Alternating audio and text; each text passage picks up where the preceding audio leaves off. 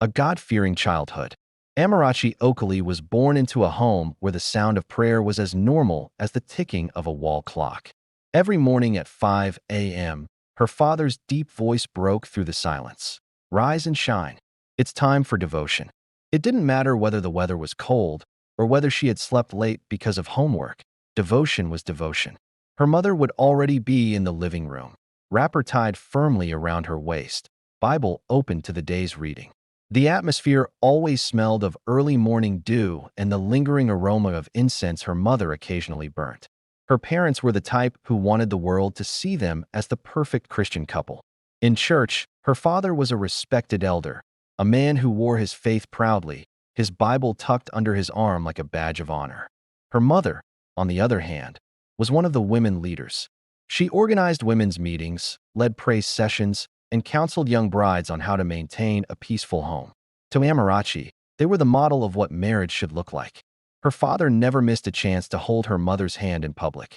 Her mother always laughed at his jokes, even when they weren't funny. In the presence of visitors, her mother would smile sweetly and say, "I thank God every day for the kind of husband he gave me." And her father would nod proudly. But behind the closed doors of their bedroom, muffled arguments happened, arguments Amarachi never once heard. They disagreed, they fought, but always when she was in school or fast asleep. They protected her innocence intentionally, believing a child had no business witnessing the realities of adult conflicts. Amarachi grew up thinking marriage was effortless love wrapped in God's grace. Even outside the spiritual strictness, her home ran on discipline. Her mother never allowed her to play outside too long. Stay indoors. The world outside is dangerous. Her father warned her repeatedly, "You are a flower. Flowers don't fall into the hands of just anyone." She was not allowed to visit male friends. Her mother monitored her friendships, ensuring she stayed away from any girl who looked worldly or wayward. Her clothes were carefully selected.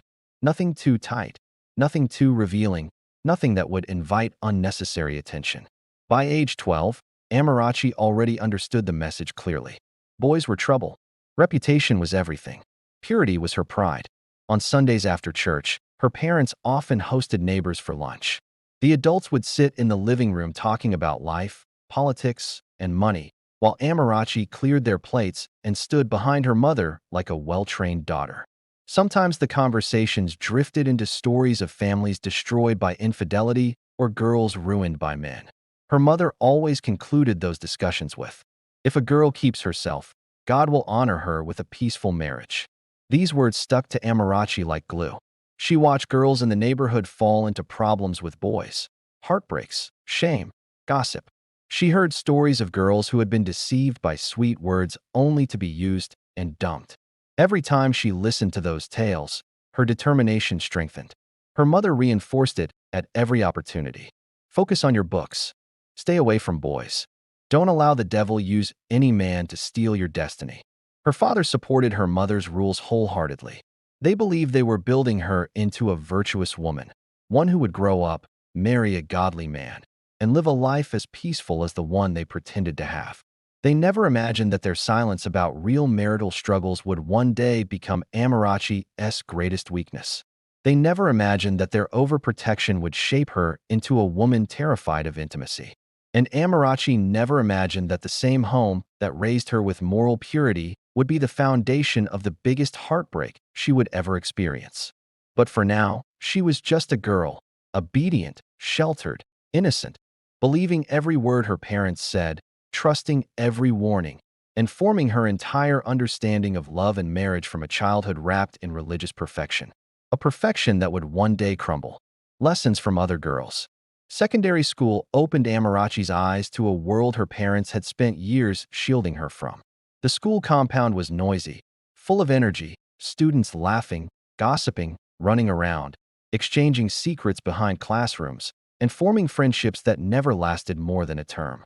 For Amarachi, the first shock came during JSS 2, when her seatmate, Ifeoma, came to school with swollen eyes. At first, she thought it was allergies, but during break time, Ifeoma broke down in the girls' toilet. "Chisholm has broken up with me," she cried, clutching Amarachi's arm as if her heart might fall out of her chest. Amarachi, confused, asked gently, "Why? What happened?" Ifeoma sniffed loudly. He said he found someone more mature. After everything I did for him, I sneaked out for him. I lied to my parents.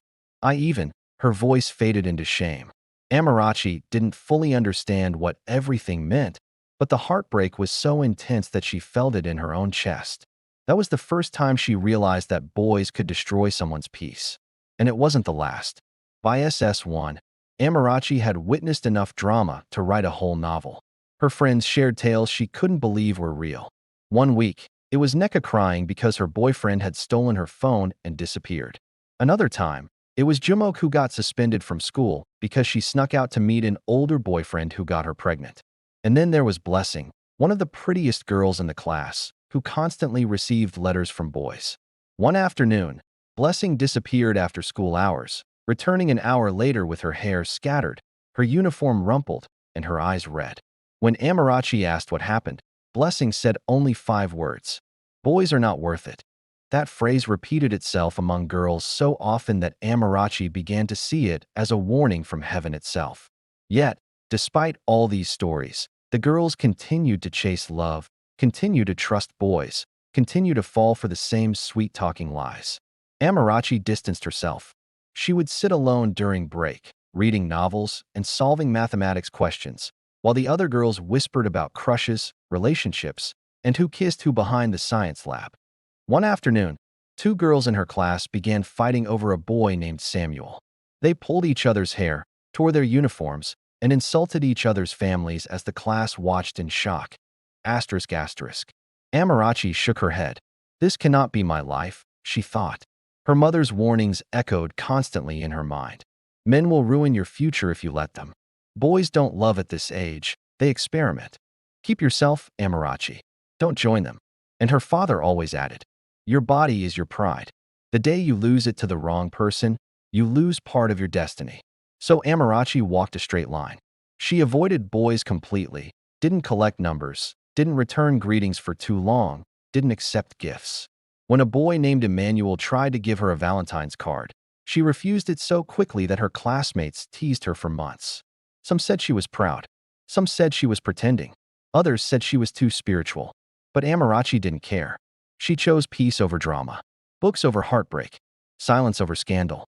She watched her friends fall in and out of relationships, saw them cry over boys who didn't even bat an eyelid, saw them lose confidence, lose focus, lose themselves. Every tear she witnessed became a warning to her heart. By the time she reached SS3, her belief was sealed. Love was beautiful only in theory. Boys were a distraction. Her purity was her strength. She wanted a future free from heartbreak, a future like her parents pretended to have, a marriage full of respect and godliness, untouched by betrayal or pain. She didn't know that her fear-driven choices today would become the root of her marriage problems years later. For now, she was convinced she was doing the right thing. But life had already started writing a chapter she could not foresee. Life in the university. The gates of the university opened to Amarachi like a world she had only seen in movies. Lively, loud, unpredictable. Students rushed everywhere, carrying bags, books, or just vibes. Couples held hands openly, laughing and teasing each other with a freedom Amarachi had never known. Music blasted from hostels. Vendors shouted prices of snacks. Boys whistled at girls. Girls flipped their hair and giggled. It was nothing like the structured, carefully monitored life she had at home. Her first week on campus was overwhelming. During orientation, she listened quietly as older students warned the freshmen. If you know strong, this school goes swallow you. Beware of boys with big cars. Don't fall for seniors that offer you shawarma and cold minerals. Rito, or carry over will disgrace you. Amarachi only nodded. Her path was different. She wasn't here for romance or heartbreak. She wasn't even here for social life. She was here to make her parents proud and to protect the purity her mother guarded with her prayers. Her roommates, however, had different priorities. There was Linda, tall and flashy, who changed hairstyles every 2 weeks and always had a new male visitor. There was Kimmy, the playful one, who collected phone numbers the way others collected lecture notes. And there was Oiza, the quiet but mature girl who always gave Amarachi small warnings. Campus life sweet but he no get manual. They tried to involve Amarachi in their outings, but she always declined politely. I have assignments. I need to read. I'm going to fellowship. After a while, they stopped insisting and labeled her the church girl. But Amarachi didn't mind. That label gave her peace. The campus boys. Despite her quiet nature, Amarachi attracted attention. Boys loved her innocence, her simplicity, her beauty that didn't rely on makeup or flashy dressing. During her first semester, a guy named Collins approached her gently after a lecture. Hi, please don't be offended. I've been seeing you in class, and I really like you. Amarachi looked at him like he had spoken a foreign language. No, thank you, she replied and walked away. Her roommates teased her that night. Linda laughed. You be robot? You know Dave feel. Kemi shook her head dramatically. At least collect his number nah. Amarachi smiled shyly. I'm not ready for all that. But the boys didn't stop. A medical student messaged her on Facebook. Another approached her in the library. One even sent flowers to her hostel through a delivery man. She refused them all. To Amarachi, university relationships were a trap. She had seen too much pain in secondary school. Now she was seeing worse. Girls crying after being used, boys boasting of conquests, hearts being broken casually during exams like it was nothing. No, she told herself. She would not join them. The fellowship life. In place of relationships, Amarachi found comfort in the campus fellowship. She joined the choir and made a few close friends who shared her values. Sunday services were her safe haven. The worship, the messages, the prayers, they all strengthened her resolve to remain untouched, unscarred. Sometimes, the pastors preached about purity. Keep yourself for your husband. Avoid youthful lust. Your body is the temple of God. Amarachi absorbed every word. Her conviction deepened. The news that broke her. During her 300 level, as she was preparing for exams, her phone rang. It was her mother's voice, shaking, trembling. Amara, your father, he's gone. The world stood still. Her textbook fell from her hand. Her heart raced. The walls of her room closed in around her. She rushed home to a house filled with mourners and the scent of candle wax. Her father's body lay in a simple casket, peaceful, silent, gone forever. Amarachi broke down. Her mother looked like a shadow of herself, lost, wounded, empty. Her mother tried to look strong, but Amarachi caught the moments she thought no one was watching. Her mother staring into space. Her mother folding and unfolding her hands. Her mother crying quietly at midnight. Her mother sleeping on one side of the bed, leaving the other side untouched. Her father's absence became a coldness that filled the house. A new kind of fear. After the burial, Amarachi returned to school, but something inside her had changed. She was still innocent, still focused, still untouched. But now she carried a new fear. The fear of loneliness she saw in her mother's eyes. Sometimes, during fellowship worship, she found herself thinking, will I end up like my mother? Alone if anything happens. But she quickly shook it off. Her mother raised her well. Purity was still her pride. Marriage, she believed, would give her peace. She had no idea that the foundation of everything she believed was quietly cracking beneath her feet. Because while Amarachi was guarding her body, her future was walking toward a storm she could not escape. The death that changed everything. The days after Amarachi's father's burial unfolded like a long, gray shadow stretching endlessly across her life. Nothing felt familiar anymore. Not the house, not the smell of her mother's cooking, not even the sound of her own footsteps on the tiled floor. Everything carried silence. Too much silence. Her father had been the stabilizing force of their home. His booming laughter filled the rooms. His habit of singing hymns while shaving in the morning had been the unofficial alarm clock. His presence, strong yet gentle, made the house feel whole. Now, he was gone, and the emptiness swallowed everything. The missed moments. Amarachi wandered around the house like a ghost, touching his belongings with trembling fingers. His shirts still hung in the wardrobe, his favorite slippers by the bed, his Bible still beside the armchair where he used to pray. Her mother refused to pack anything. Leave them, she whispered one morning, her eyes red.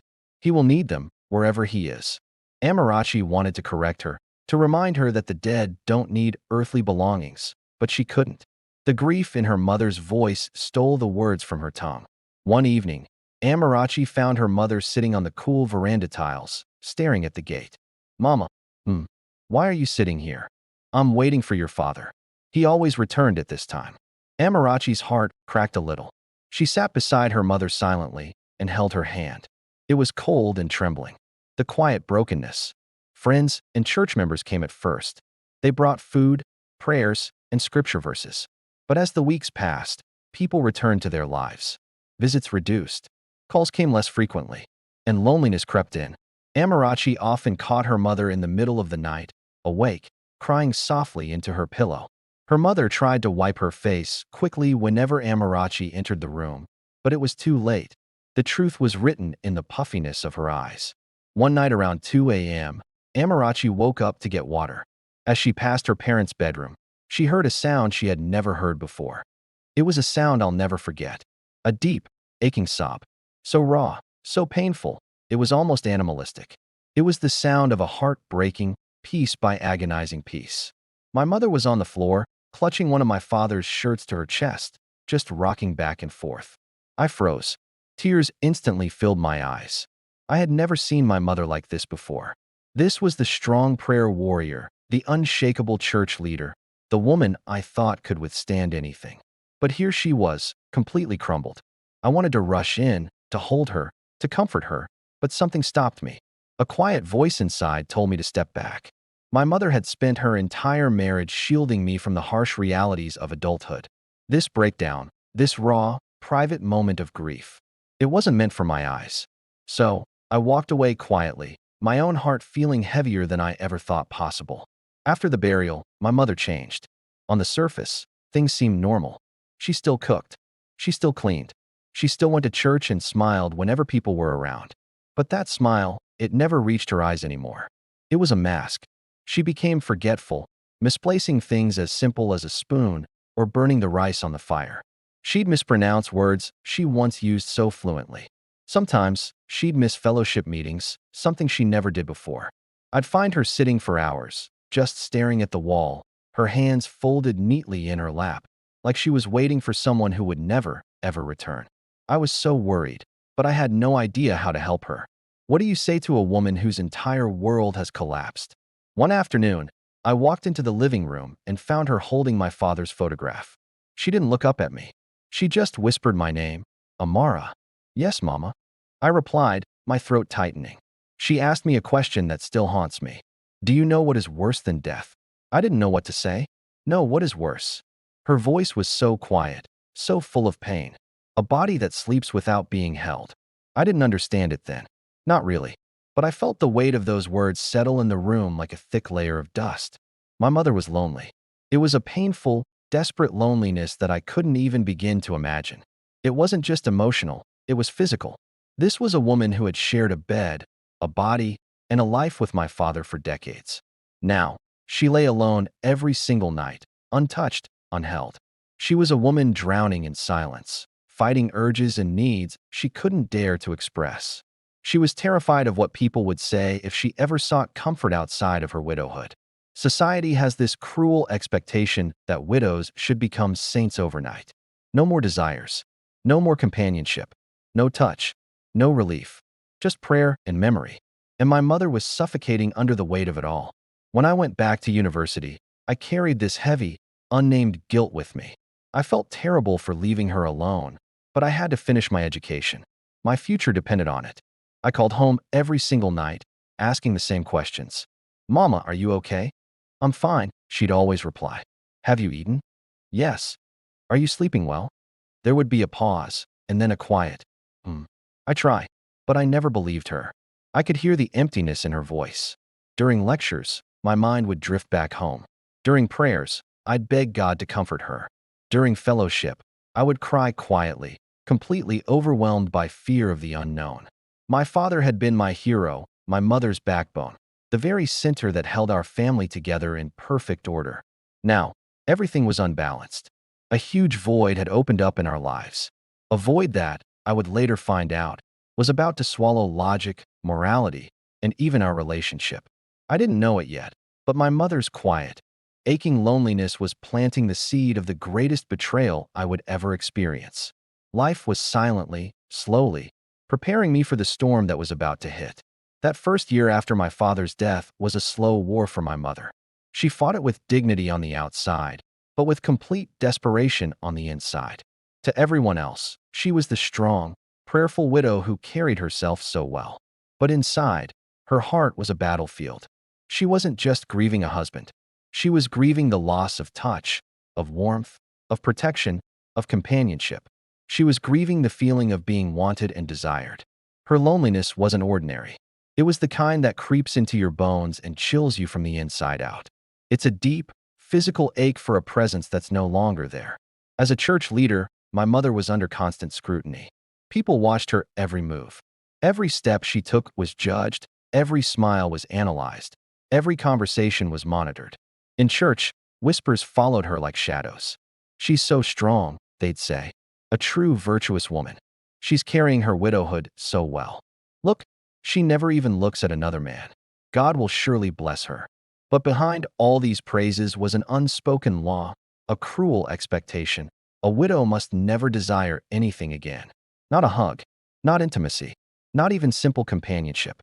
She was expected to just pray, serve God, keep quiet, and honor her late husband.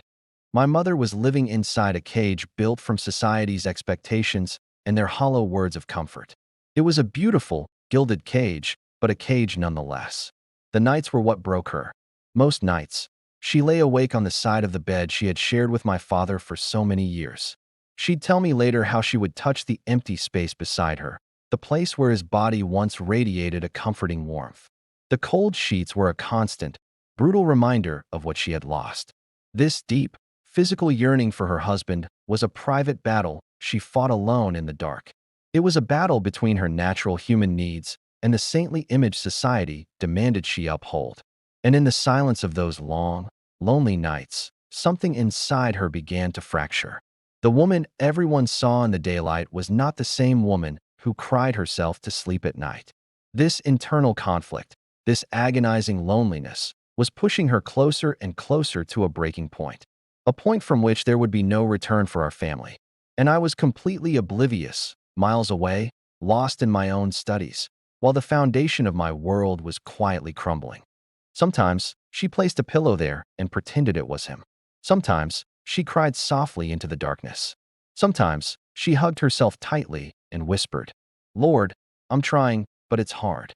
Even Amarachi didn't know how deep the emptiness had grown.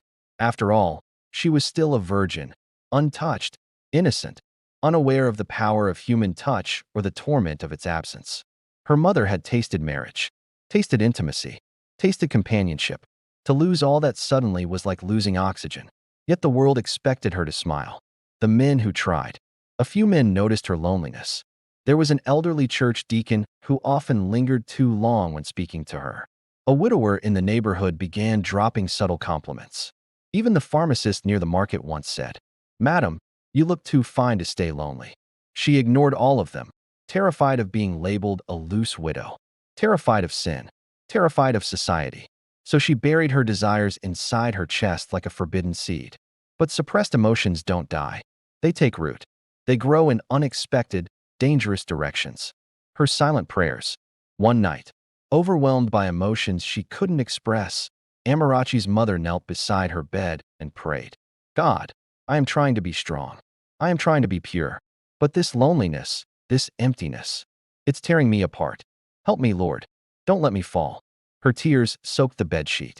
For the first time in her life, she felt like a hypocrite, preaching strength, living weakness, teaching purity, drowning in longing. She prayed for hours, but the loneliness didn't disappear. If anything, it grew sharper, returning to be Mama Amara. She kept herself busy to avoid thinking too much. She cooked large meals she didn't finish. She cleaned the house repeatedly. She attended church meetings, visited neighbors, tried different hobbies. She even joined a women's fitness group just to be around people. But the nights still came. And with them, the ache she couldn't confess to anyone. Sometimes, she paced around the house at midnight, her hands shaking. Sometimes, she opened her wardrobe just to smell her late husband's shirts. Sometimes, she sat on the bed and whispered, "I miss being touched." A mother's mask.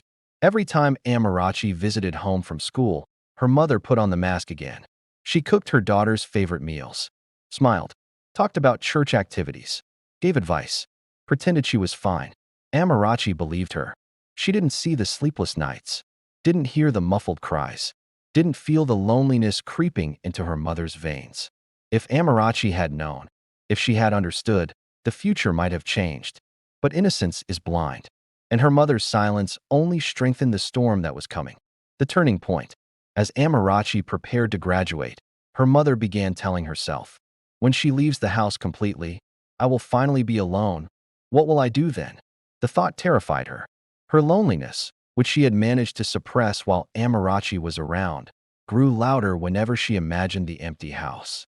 It was in this vulnerable state, emotionally weak, morally confused, and spiritually exhausted, that she made a decision she should never have made.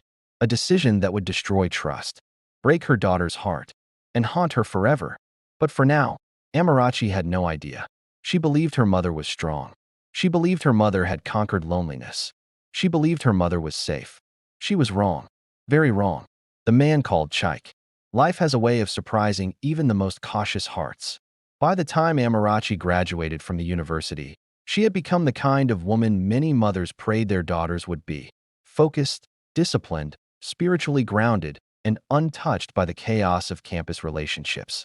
She returned home with a second-class upper degree, glowing with pride, believing she had done everything right. Her mother celebrated her endlessly. People came to congratulate her, and for a few weeks, the house that had felt empty since her father's death began to come alive again. But even in that joy, her mother's loneliness remained, hidden behind smiles, tucked between conversations, buried under the responsibilities of motherhood. It was during this period that Chike Naji entered their lives. The first meeting. Chike was one of those men who carried a calmness that made people trust him instantly. Tall, collected, soft-spoken, with a constant gentle smile. He worked as a junior accountant at a reputable company and was living in the same estate as Amarachi's aunt. When he first saw Amarachi at a family friend's Thanksgiving ceremony, he stopped mid-conversation. Her innocence drew him. Her beauty caught him. Her quietness intrigued him. He introduced himself politely. "Good afternoon. I'm Chike. I don't think we've met before." Amarachi nodded shyly. "Good afternoon." Her mother, noticing his interest immediately, smiled with satisfaction. To her, Amarachi was finally stepping into the next chapter of life: marriage, companionship, adulthood, something she herself had lost. The courtship. Chike was everything Amarachi had been taught to pray for. He attended church. He had a stable job. He was respectful. He wasn't flirtatious. He spoke with intention, not manipulation. He courted her slowly, gently, never pushing too hard. He asked about her dreams, listened when she talked about her father, encouraged her when she doubted herself, and always smiled when she grew shy around him. For the first time in her life, Amarachi felt emotionally safe with a man. Even her mother approved quickly.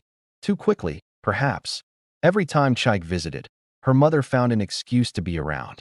She offered him food, asked about his job, laughed at his jokes, praised him in front of neighbors. Amarachi thought it was normal, typical motherly excitement. But something darker was forming beneath the excitement. A quiet awareness. A dangerous curiosity. Her mother was drawn to Chike's gentleness too, but for reasons she refused to confront. The purity decision. A few months into their relationship, Chike gently raised the subject of intimacy. Not forcefully, not manipulatively, just honestly. "Amara, I love you. I want to marry you. But I also want to know your boundaries." She looked at him with wide eyes. I want to wait until marriage." She expected disappointment, annoyance, maybe frustration. But Chike simply nodded. "That's fine. I respect that." He kissed her forehead lightly. Nothing improper, just a soft reassurance. Her heart melted. Her innocence felt validated. Her upbringing felt vindicated. At home, she told her mother proudly, "I told him I want to wait until after wedding." Her mother smiled. But inside her heart, something twisted, an emotion she fought instantly. Envy, loneliness, longing. She pushed it down, pretending it was nothing. The engagement. When Chike finally proposed, he did it in the simplest and purest way. No drama, no crowd, no camera-ready moment. Just the two of them under a mango tree beside her house, with the evening breeze brushing softly against their skin. "Amarachi, will you be the woman I share my life with?" Her heart raced. Her hands trembled. Her eyes filled with tears. Yes. Her mother cried the loudest when she saw the ring. "My daughter is getting married. God has done it." For a moment, It felt like all her previous loneliness vanished, like her daughter's joy filled the void in her heart. But voids don't disappear that easily. They hide. They wait. They crave a future that seemed perfect. Chaik joined their church. He became close to Amarachi's family. He drove her mother to the market occasionally. He fixed things around the house. He even started calling Amarachi's mother Mama. To everyone, it looked like the perfect foundation for marriage: a God-fearing man, a decent daughter, a supportive future mother-in-law. Amarachi believed she had found the life her parents modeled: a peaceful marriage, a godly home, a future untouched by heartbreak. She had no idea that the very soul she trusted, the woman who raised her, the woman who taught her purity, would one day become the root of her deepest wound. Nor did she know that her purity, the very thing she guarded like treasure, would become the beginning of her greatest tragedy. For now, she was happy, hopeful, ready, and completely unaware of the storm gathering around her. The wedding night. The wedding day arrived like a dream painted in white, gold, and soft melodies. Amarachi felt lightheaded as she walked down the aisle, her heart swelling with anticipation. After years of discipline, waiting, and careful guarding of her heart, this was the moment she had imagined in quiet prayers, whispered into the ceiling at night during devotionals. Her mother, radiant in a lace blouse and flowing wrapper, walked beside her with a proud smile. Though there was a shadow of something unreadable in her eyes, Amarachi didn't notice it. She had no reason to. The ceremony. The church was full. Friends, family, and well-wishers packed every seat. Chaik stood at the altar, his eyes glued to her, as if she was the only person in the world. Amarachi, he whispered when the minister asked for her vow. I do, she replied, voice steady, though her heart fluttered like a hummingbird. Everything was perfect. The music, the prayers, the rings, the kisses. All of it seemed like a scene from the movies her mother used to show her on lazy Sunday afternoons. Even her mother's smile shone with pride. She's finally stepping into womanhood, her mother whispered to herself. The reception. The reception was lively. Guests danced. Laughter filled the hall. Amarachi felt warmth in her chest, gratitude to God swelling inside her. Her mother was the center of attention for some moments, hosting relatives, making sure everything went smoothly. Amarachi watched her, never suspecting the undercurrents beneath her mother's excitement. Chaik leaned close, whispering, I can't believe we finally made it. Amarachi smiled, holding his hand tightly. Me neither, she replied softly. For the first time, she felt like her world was complete. The night begins. Finally, the wedding night arrived. The honeymoon suite was decorated with flowers, soft lights, and candles. Amarachi's heart raced with nervous anticipation. Her body felt tense, uncertain, and full of questions she had never dared ask aloud. Chaik noticed. He took her hand gently. Amara, we don't have to rush. If it hurts, we stop. I just want us to enjoy this night together. She nodded, grateful for his patience.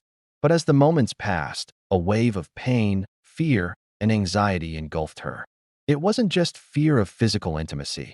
It was the fear of what she didn't know, the fear of being hurt, the fear of losing control of her own body. Chaik, maybe not tonight, she whispered. Chaik's expression softened. He didn't insist. Okay, we'll wait, he said, kissing her hand. I'll always respect you. Signs she didn't notice. Over the next few weeks, Amarachi began noticing subtle patterns. Nothing alarming, at least not at first. Her mother visited more often than usual, sometimes unannounced.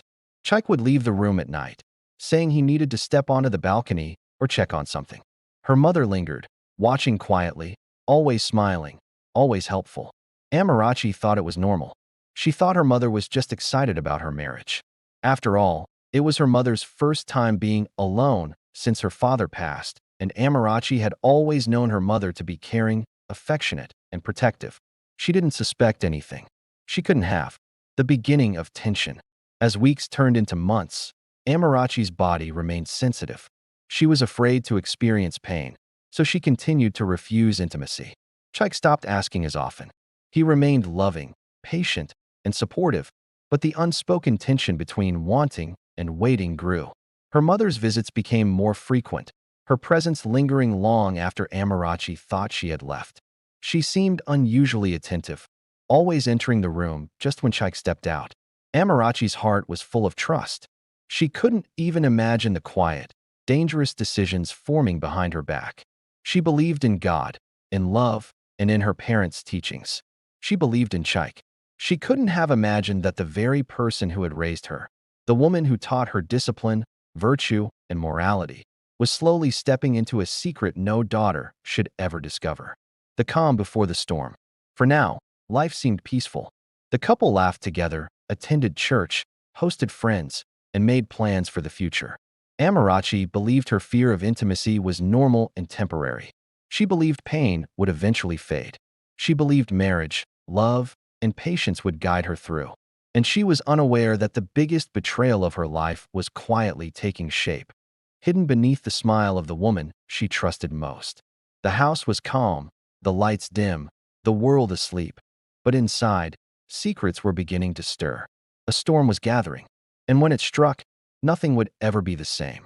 Whispers of suspicion. The first year of Amarachi's marriage passed quietly. The house felt warm, decorated with new furniture, laughter, and the sounds of everyday life. Yet, behind the serenity, small, almost invisible cracks began to appear. Cracks Amarachi was too trusting to notice at first. The unnoticed patterns. At first, it was little things. Chaik would step out of the room at odd hours, claiming he needed to check the balcony or fix a minor leak. Her mother suddenly began stopping by more frequently, sometimes without calling. She would arrive just when Amarachi thought she had the room to herself. There were quiet conversations in the kitchen, hushed voices that stopped abruptly when Amarachi entered. None of it alarmed her. She told herself it was just the excitement of newlywed life. Mama loves me, Amarachi thought. And Chaik is careful. He's just being thoughtful. The pain she didn't expect. Amarachi still refused intimacy. She told herself it was because of the fear of physical pain, an anxiety she had built over years. Chaik never pressured her. He only held her hand, kissed her forehead, and whispered words of encouragement. But she noticed a change in him. Not in love. He still adored her, but in patience. He no longer asked for physical closeness as often. Maybe he's disappointed, Amarachi thought quietly one evening. But I'm doing this for myself, for God. She didn't know that her mother's loneliness had found a way to sneak into her marriage, slowly bridging the gaps she had intentionally left. The curiosity she didn't see. Her mother began taking on small tasks around the house that were unnecessary, reorganizing the bedroom late at night, cooking extra portions she wouldn't eat, walking around quietly, entering rooms without reason. Amarachi assumed it was motherly care, attention she didn't fully appreciate at the time. Mama is just excited about our new life, she told herself. But a tiny voice in her heart whispered questions she refused to entertain. Why is she here so often at night? Why does Chaik leave the room so quietly sometimes? Why does he seem different when she's around? She ignored the questions. She wanted peace, not paranoia. The signs becoming harder to ignore. By the second year of marriage, the signs became harder to dismiss. Chaik's sudden absences at night grew longer. Her mother's visits were more intrusive, almost intentional. The intimacy Amarachi feared remained absent, yet Chaik's demeanor was no longer frustrated. He was different. Amarachi began sensing a strange closeness between her husband and her mother, though she couldn't define it. There was laughter that lingered longer than necessary, shared glances she didn't understand, conversations that stopped abruptly when she entered the room. The subtle fear takes root. Amarachi's trust was still strong, but a seed of suspicion began to grow. She began checking the timing of Chaik's nightly absences, observing her mother's sudden need to enter rooms, noticing the subtle, yet unnatural, changes in their interactions. Maybe I'm imagining it, she whispered one night, staring at the ceiling. Maybe I'm just paranoid. But deep down, a cold feeling settled in her chest, a premonition she couldn't shake. Something wasn't right. Something was hidden. She decided to let it go for now, telling herself, love requires trust, patience, faith. Don't doubt him. Yet the uneasy feeling lingered, haunting her dreams, creeping into her mind during quiet moments. And life, as it always does, was preparing to shatter her trust completely. The quiet before the storm. By the end of the third year, Amarachi had refused intimacy for 3 long years. Chaik had stopped asking, and her mother's presence in the house became routine. Yet the tension, unseen, unspoken, grew thicker. Amarachi had no idea that her mother, struggling with loneliness, and Chike, quietly seeking the intimacy Amarachi refused, were slowly moving toward a secret that would soon explode. The house remained calm on the surface. The sun still rose. The meals were still cooked. The laughter still existed. But shadows had begun to creep into the corners of her life. Shadows that would eventually engulf everything she held dear. And when Amarachi finally looked closely, she would see that the world she trusted had been quietly turning against her all along. Shadows in the house. By the 4th year of her marriage, Amarachi had become almost accustomed to the quiet tension in the house. The early excitement of newlywed life had faded, replaced by routine and a lingering unease she couldn't quite name. She still loved Chike. She still trusted him. She still believed her mother to be the moral, protective woman who had raised her. But the little questions she had dismissed as imagination now refused to leave her mind. The disappearing acts. It started with small, almost innocent things. Chike would leave the bedroom late at night, saying he wanted to check something on the balcony or fix a leaking tap. Her mother began appearing without warning, especially in the evenings. Sometimes Amarachi would be sitting in the living room and hear her mother quietly moving through the hallway, footsteps soft but deliberate. Conversations between Chike and her mother stopped suddenly whenever Amarachi entered the room. Their laughter, once casual, now felt secretive. Amarachi began noticing patterns she could not explain. Why does he leave when Mama is around? She asked herself. Why does Mama always seem to be watching? She brushed these thoughts aside repeatedly, reminding herself that she had no reason to doubt the two people she trusted most. The unexplained closeness. It wasn't just the absences. There was something else, a closeness she couldn't define, a shared glance that lingered too long, laughter that stopped immediately when she entered, subtle gestures, an arm brushing against an arm, whispers too quiet to hear from across the room. At first, Amarachi tried to rationalize it. Maybe I'm imagining things. Maybe they are just talking about me, or the house, or some joke I don't understand.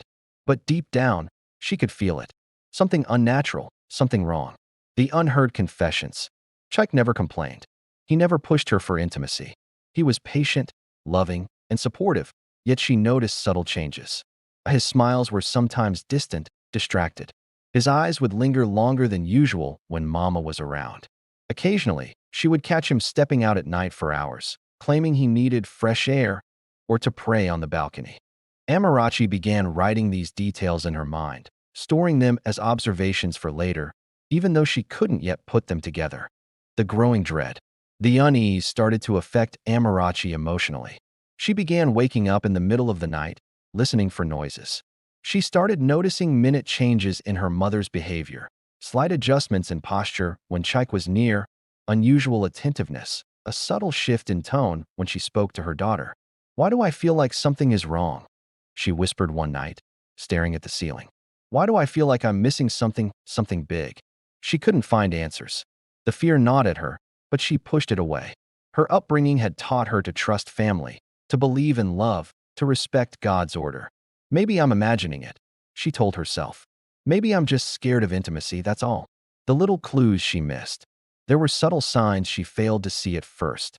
Clothes out of place in her mother's room, folded differently than usual. The faint scent of cologne or perfume lingering in corners. Soft sounds she could not place when she walked past certain rooms. Every time she noticed something, her mind immediately rationalized it away. Mama is just cleaning, she told herself. Chike is probably just checking on something. And so, the pieces of the puzzle that would later shatter her life remained hidden. The feeling she couldn't shake. By the end of the 4th year, Amarachi carried a quiet fear that refused to leave her heart. It wasn't suspicion yet. It was a sense of imbalance, a whisper of danger she couldn't name. She had lived in this house all her life, seen her mother as the moral compass of the family, and believed Chike to be her perfect husband. Yet every so often, in the dead of night, she would wake up and feel, something isn't right. Something is being hidden from me. Something is happening, and I don't know it. She would roll over and close her eyes, telling herself to sleep. But the feeling remained. Little did Amarachi know, the threads of betrayal were already being woven silently under her nose. And soon, the truth would explode, leaving her life shattered in ways she could never imagine. The seeds of suspicion. By the 5th year of her marriage, Amarachi's quiet unease had grown into something more tangible, a gnawing suspicion she could no longer ignore. The signs were everywhere, yet she struggled to admit them even to herself. Her heart wanted to trust. Her mind screamed otherwise. The strange absences. Chaik's nightly disappearances had grown longer. No longer just a few minutes on the balcony or checking a leak. Sometimes he would be gone for hours. Sometimes, Amarachi would hear the front door click softly, but she assumed it was a neighbor or her mother. Sometimes, the rustle of bedsheets in other rooms made her pause, heart pounding. She started keeping mental notes. He leaves every night when Mama visits. She never calls before coming over. Why is Mama always around when he steps out? Each note dug a little deeper into her heart, a small crack widening in her trust. The unexpected closeness. Amarachi began noticing subtle patterns she had overlooked before. Chaik laughed differently when her mother was around, lighter, more relaxed. Her mother lingered just a little too long, always finding reasons to help with household tasks. Occasionally, Amarachi would catch them glancing at each other in ways she didn't understand, ways that made her chest tighten. She tried to dismiss these feelings, blaming them on imagination, stress, or fatigue. "Maybe I'm just paranoid," she whispered one night, staring at the ceiling. "I'm imagining it, it has to be nothing." The little lies. Sometimes, Chaik's explanations didn't quite add up. "I went to the balcony to pray. I was just checking the fuse box. I needed fresh air." The first few times, Amarachi believed him. But the explanations became repetitive, too convenient, almost rehearsed. Her mother's presence always coincided with these absences. Sometimes Amarachi would find her mother nearby, smiling, hands folded, saying, "I just came to see if everything was okay." Something about the timing felt unnatural, the beginning of a plan. For the first time, Amarachi realized she could no longer ignore the signs. "I need to know the truth," she whispered to herself. "I cannot live like this, wondering, doubting, hurting." She decided to investigate quietly. Her first step was to check the CCTV cameras in the house. They had been installed years ago, but had long been neglected and forgotten. Some cameras weren't working. Others had fuzzy images that made it impossible to see clearly. Amarachi spent days repairing and adjusting the cameras herself, secretly, without telling Chaik or her mother. Each cable she fixed, each camera she adjusted, increased her anticipation and fear. What if I see nothing? What if I'm wrong? What if I am right? The questions churned inside her, keeping her awake at night. Yet she felt a strange mix of dread and determination. She needed proof, no matter the cost. The quiet observation. Amarachi started noting. The times Chaik left the room. The moments her mother appeared unannounced. Any unusual sounds or movements in the house at night. She began sleeping lightly, waking at the smallest noises, her heart racing with every step in the hallway. "I have to know," she thought. "I can't live in this uncertainty anymore." Each night became a silent vigil, a test of patience and courage. Amarachi was about to uncover a secret that would shatter everything she believed about love, trust, and family. And she had no idea how devastating the truth would be. The truth on camera. Amarachi's heart had been heavy for years, weighed down by unanswered questions and strange patterns she couldn't explain. But now, with the CCTV repaired and positioned just right, she felt a cold determination. She needed proof, proof that would confirm or dismiss the gnawing suspicion she had tried to ignore for so long. She had never imagined how painful the truth could be. The night she watched. One quiet evening, Amarachi found herself alone in the living room. The house was silent except for the faint hum of the refrigerator. She opened the CCTV playback, starting with routine footage. Chaik leaving the bedroom, her mother entering unexpectedly, small movements that had always seemed innocent. Minutes passed. Hours passed. Her heart beat steadily, anticipating nothing, yet bracing for everything. Then, she clicked on a file she had labeled Mother's Room, late night. Her hands trembled as the video played. The shocking sight. At first, it was confusing. Shapes moving, shadows merging. Then, the horrific truth became undeniable. Her husband was entering her mother's room. Her stomach twisted, while rising in her throat. She stared, unable to look away. Her mother's hand reached out, guiding him closer. Their faces, their bodies, the betrayal was complete. Amarachi's vision blurred with tears. Her chest tightened so violently it felt as though someone had wrapped iron bands around it. No, this can't be happening. This isn't real. But the images didn't lie. Every movement, every touch, every whispered sound confirmed the nightmare she had never imagined. The realization, as she sat frozen, watching her world crumble before her eyes, a horrifying understanding struck her. This was why Chaik never asked her for intimacy anymore. This was why her mother visited so often, unannounced, at night. This was why her fears of intimacy had never resolved. The truth wasn't physical pain. It was the betrayal that had been happening behind her back. Amarachi felt both anger and self-blame. I protected myself. I thought I was guarding my body, my purity. But I was blind to the true danger. Her mind raced with questions, but none of them could undo what she had just seen. The days that followed, Amarachi couldn't sleep. She couldn't eat. She couldn't focus. The house felt smaller, suffocating, every shadow a reminder of betrayal. She cried for hours, sometimes lying on the floor, sometimes staring blankly at the walls.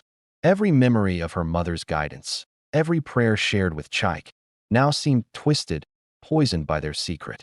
Her mother's face, once a symbol of love and safety, became a source of unbearable pain. Her husband's smile, once a promise of devotion, now a dagger in her chest. How could they? How could they do this to me? The decision. After days of agonizing thought, Amarachi made a firm decision. She could not allow this to continue. Her mother had to leave. Her husband had to face the consequences. Her life, her dignity, and her future could no longer be compromised. She summoned Chaik first. He begged for forgiveness, tears in his eyes, but Amarachi's heart was numb. I trusted you, both of you, and you destroyed everything, she said softly, voice breaking. You leave now, both of you, and do not return until I decide otherwise. Her mother, confronted with Amarachi's calm but firm resolve, left the house silently, tears streaming down her face. Amarachi locked herself in her room, holding the remote for the CCTV. Every replay of the footage was a knife twisting deeper in her heart, but it was also proof. Proof that would ensure she never allowed such a betrayal again. The silent grief. Days turned into nights. Amarachi barely ate, barely spoke, barely moved. Her trust had been shattered. Her heart felt hollow, as though all the love, faith, and hope she had carried for years had been siphoned away. Yet, amidst the pain, a small, quiet resolve began to grow. I will not let this define me. I will reclaim my life. I will reclaim my body, my heart, and my marriage, if it is to survive.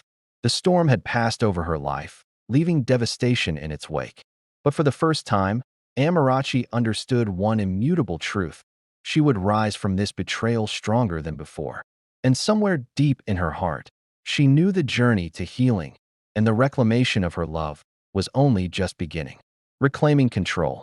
After the devastating discovery on the CCTV, Amarachi felt a whirlwind of emotions. Anger, betrayal, grief. But gradually, a small seed of resolve began to grow. She could not undo the past, but she could reclaim her life, her dignity, and, ultimately, her marriage. This chapter marked the beginning of her slow but deliberate journey to take back control. The first confrontation. Chaik had begged for forgiveness when Amarachi first sent her mother away, but her heart remained numb. She could see the desperation in his eyes, but that did not erase the pain. Chaik, she said, her voice steady though trembling underneath, I trusted you completely. And you betrayed me in the worst way possible. He fell to his knees, pleading, Amara, I'm sorry. I made the biggest mistake of my life. Please, just let me prove I can be better. Amarachi studied him for long moments, her mind weighing every word. Then she said quietly, but firmly, prove it. But know this, I am not the same woman you married 5 years ago. Nothing will be easy, and nothing will be free. Chaik nodded, swallowing hard. He understood there would be no shortcuts. Setting boundaries. Amarachi began asserting herself in ways she had never done before. She reinstated the rules of privacy in her home, ensuring that neither Chaik nor anyone else could enter her personal space without permission. She made it clear that she would no longer tolerate any deception or secretive behavior. She started attending therapy sessions alone, learning to rebuild her trust in herself before trusting anyone else. Every decision, every boundary, was a step toward reclaiming her power. Relearning trust. Slowly, Amarachi allowed herself to observe Chaik again, but with a critical eye. She noticed small efforts. Chaik cooking meals for her. Chaik waiting patiently when she needed space. Chaik attending church with her, offering prayers for healing. Her heart softened little by little, but cautiously. Trust had to be earned, not assumed. And Amarachi was determined to watch him prove himself. The fear of intimacy. Even after Chaik's sincere efforts, Amarachi still feared physical intimacy. She believed the pain she had anticipated on her wedding night would return, only now layered with the trauma of betrayal. But she also realized something crucial. The fear had never been entirely about physical pain. It was about trust, vulnerability, and emotional safety. Amarachi began to challenge herself gently. Small gestures of touch, like holding hands or a light embrace. Quiet nights sitting together, talking and laughing without expectation. Reclaiming her own desires, remembering her body belonged to her, not to anyone else. Every small step was a victory. The first step toward healing. Months passed. Amarachi allowed herself to feel more comfortable around Chaik again. She realized that healing required both forgiveness and boundaries. She would not erase the past, but she could rebuild something stronger, healthier, and more honest. One quiet night, as they sat together on the sofa, Amarachi reached for Chaik's hand. "I'm still scared," she admitted, "but I want to try. On my terms, slowly."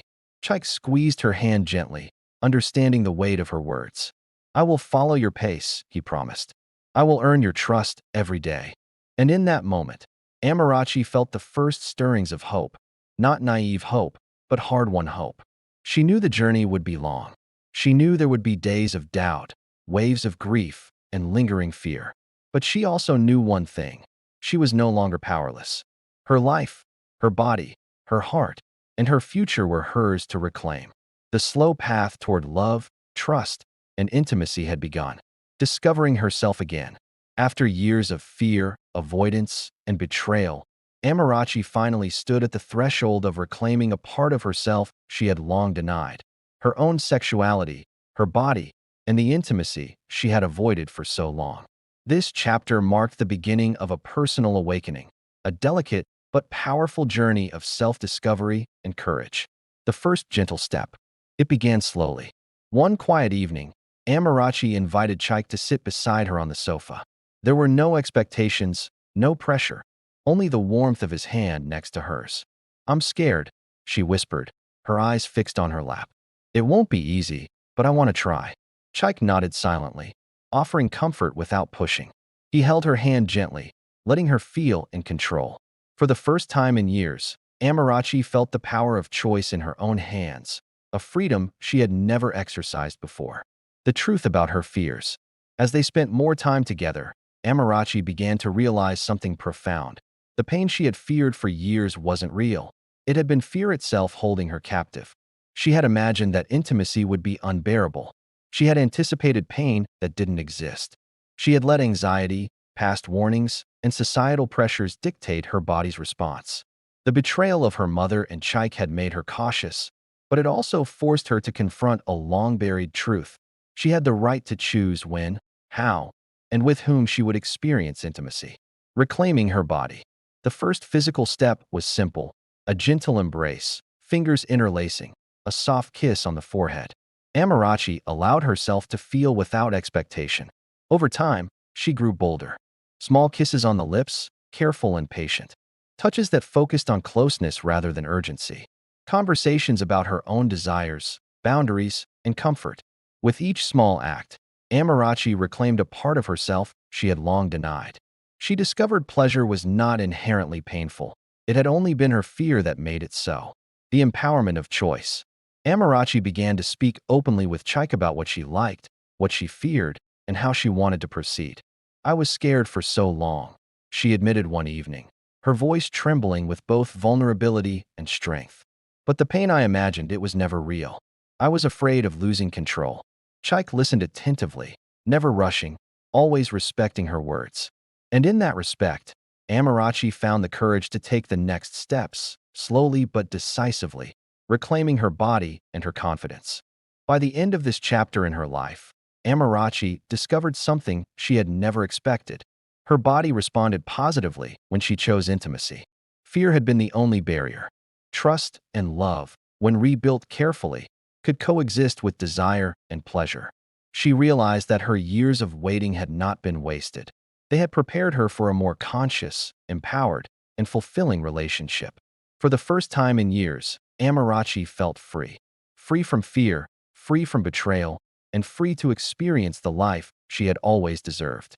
And in that freedom, she also discovered the joy she had been missing for half a decade, realizing that her fears were never about pain. They were about control, trust, and self-respect. Embracing freedom. After months of careful, patient steps, Amarachi began to feel a profound change within herself. The fear that had defined her marriage for 5 long years was gradually fading, replaced by confidence, empowerment, and the joy of rediscovering intimacy on her own terms. This chapter marked her full awakening to desire, trust, and the beauty of choosing her own path. The power of choice. Amarachi had learned the most important lesson. Intimacy was not about obligation, pain, or fear. It was about choice. She allowed herself to feel every touch without guilt. She learned to speak openly about what she liked and didn't like. She reveled in the power of saying yes when she truly wanted and no when she didn't. This sense of agency transformed her marriage. Chaik, patient and loving, became not just her husband, but her partner in rebuilding trust and pleasure. The first time fully free. One quiet evening, after months of slow rebuilding, Amarachi allowed herself to be fully intimate with Chaik for the first time since their wedding night. The difference was astonishing. There was no pain, no fear, only pleasure, connection, and trust. She realized how much she had missed by letting fear control her life. Tears of relief and joy streamed down her face as she whispered, "It's not painful. It was never painful. I was just scared." Chaik held her close, sharing her tears and laughter, their hearts beating in sync as trust finally met desire. The awakening of desire. From that night onward, Amarachi began to embrace her sexuality openly. She initiated moments of intimacy, exploring what gave her pleasure. She discovered the thrill of being desired and the empowerment of giving desire freely. She communicated her needs confidently, knowing Chaik would respect and cherish her choices. The woman who had feared intimacy for half a decade was now the woman who demanded it, enjoyed it, and relished it without shame. Rebuilding trust. Beyond physical intimacy, Amarachi's trust in Chaik deepened. They shared their vulnerabilities, talked openly about the past betrayal, and set clear boundaries for the future. Chaik admitted his mistakes and promised complete transparency. Amarachi forgave but did not forget, using the lessons to strengthen their bond. Together, they began to rebuild a marriage grounded in respect, honesty, and mutual desire. Trust, once broken, was now slowly and steadily being reforged into something stronger than before. The joy of freedom. Amarachi felt alive in a way she hadn't for years. She laughed freely, loved fully, and embraced her body without shame. Her fears, once paralyzing, were replaced by confidence and clarity. She realized that her journey, painful as it had been, had led her to a profound awakening. Freedom from fear. Freedom to choose. Freedom to love and be loved fully.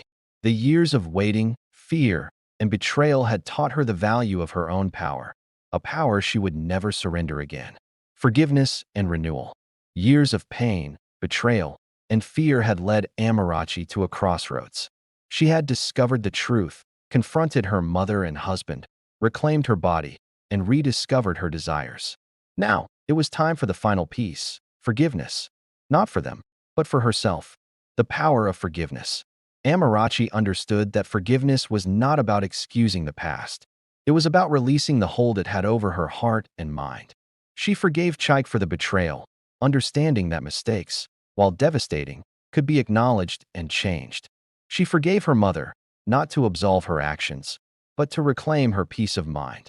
With forgiveness came an unexpected gift, freedom. The anger, grief, and shame that had once dominated her life began to fade, replaced by clarity and strength. Fully embracing intimacy.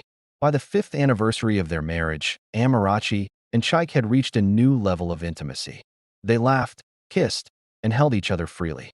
Amarachi took the lead at times, exploring her desires without fear. Chaik responded with love, patience, and admiration, honoring the woman she had become. The pain she had anticipated on her wedding night no longer existed. She realized she had been holding herself back, not her body. It wasn't painful at all, Amarachi said one night, breathless with happiness. I was only afraid of letting go. From that moment, intimacy became a celebration of love and mutual respect rather than a source of fear. The rebirth of trust. Forgiveness and intimacy went hand in hand with trust. Amarachi began to see Chaik not as the man who had failed her, but as the man willing to fight for their marriage. He communicated openly, sharing thoughts and feelings he had never expressed before. He honored her boundaries, always waiting for her consent. He celebrated her strength and independence, never attempting to control or dominate. Trust, once shattered, had been rebuilt, not as it was before, but as something stronger and more resilient. Looking forward. For the first time in 5 years, Amarachi allowed herself to look forward. She dreamed of new experiences, new joys, and new adventures with Chaik. She envisioned a marriage based on honesty, respect, and freedom. She felt empowered to live fully, love fully, and embrace her desires without shame. Her past, though painful, had shaped her into a woman of courage, wisdom, and self-respect. I will never be powerless again, she whispered one evening, smiling as Chaik held her close. I choose love. I choose trust. I choose myself. A new beginning. Amarachi's 5th wedding anniversary marked not just a milestone, but a rebirth, the end of fear, betrayal, and uncertainty, and the beginning of a life filled with trust, intimacy, and joy. The woman who had once been afraid to open her heart and body had now reclaimed them fully, embracing love on her own terms. For Amarachi, the past had been a storm, but the future promised sunlight, freedom, and fulfillment, and she was ready to live it fully. Healing and wholeness. 5 years had passed since Amarachi first walked down the aisle, filled with hope, love, and apprehension. Those years had tested her in ways she could never have imagined. Betrayal, grief, and fear had shadowed her life. Yet, here she stood, stronger, wiser, and free. This was the chapter of healing, wholeness, and new beginnings. The peace within. Amarachi had learned to make peace with the past. She no longer blamed herself for what had happened. She realized that her fears, her caution, and her desire to protect herself were all valid, but she had also allowed room for healing. The betrayal that had once consumed her heart now served as a lesson in strength and discernment. Forgiveness had released the chains of anger, leaving clarity and calm in its place. Trust had been rebuilt, not blindly, but consciously and mutually. Amarachi finally felt the quiet joy of inner peace, the kind that comes only after storms have passed and lessons have been learned. Intimacy reclaimed. Her relationship with Chaik had transformed completely. No longer defined by fear or avoidance, their intimacy was now a source of joy, connection, and empowerment. They laughed freely, touched lovingly, and explored their desires with trust and care. Amarachi had discovered her body's true pleasures, unclouded by anxiety or pain. Their love, once broken by betrayal, had grown stronger through patience, communication, and understanding. Amarachi now realized the truth she had denied for so long. Her body and her heart were hers to choose, and loving on her own terms was liberating. Reflections on her journey. One quiet evening, Amarachi sat by the window, watching the sun dip below the horizon. She reflected on the path that had brought her here, the strict upbringing that taught her morality and patience, the loss of her father and the loneliness that followed, the years of fear and resistance to intimacy, the shocking betrayal and the heartbreak that seemed unbearable at the time, the patient reclaiming of trust, boundaries, and love. She realized that every trial had shaped her into a stronger, wiser, and more empowered woman. The journey had been painful, but it had brought her freedom, self-awareness, and a deeper love than she had ever imagined. A future of love and freedom.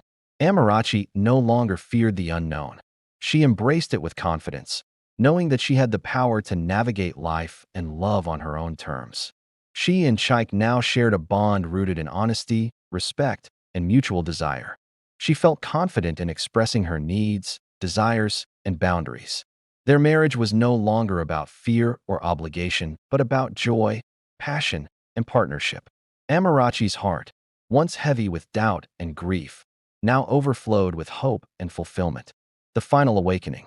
The woman who had once been cautious, fearful, and constrained by societal expectations and personal trauma had transformed completely. She had learned to love freely. She had learned to trust carefully. She had learned that her body, her heart, and her choices were hers alone.